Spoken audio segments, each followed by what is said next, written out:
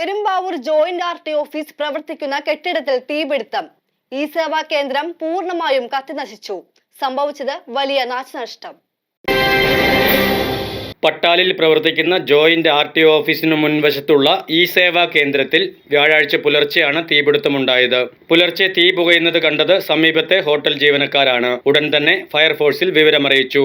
Fire force സംഘം എത്തി തീ അണച്ചതിനാൽ വൻ അപകടം ഒഴിവായി. ഏകദേശം 6:36 നിലയത്തിൽ ടെലിഫോൺ സന്ദേശം വരുന്നത് ആർ ടി ഓഫീസിൻ്റെ താഴെ തീ പടർന്നിട്ടുണ്ടെന്ന് പറഞ്ഞു. ഇവിടുന്ന് അപ്പോൾ തന്നെ നമ്മുടെ വാട്ടർ ടെൻഡറുമായിട്ട് ജീവനക്കാർ അവിടെ എത്തി.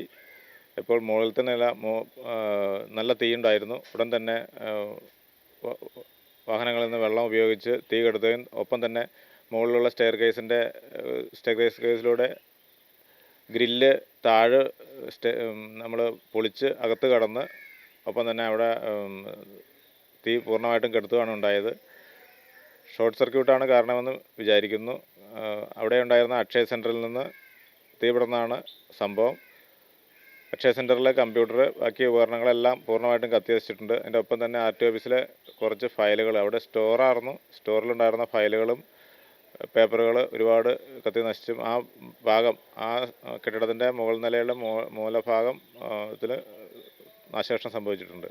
ഈ സേവാ കേന്ദ്രത്തിലെ കമ്പ്യൂട്ടറുകളും മറ്റു ഫയലുകളും കത്തിനശിച്ചു.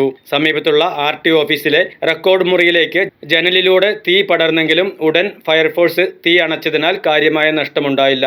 പഴയ ലൈസൻസും RC ബുക്കും ഇരിക്കുന്ന മുറിയായിരുന്നു. ഷോർട്ട് സർക്യൂട്ടാണ് തീപിടുത്തത്തിന് കാരണമെന്നാണ് പ്രാഥമിക നിഗമനം. News desk, media city, Perumbavoor.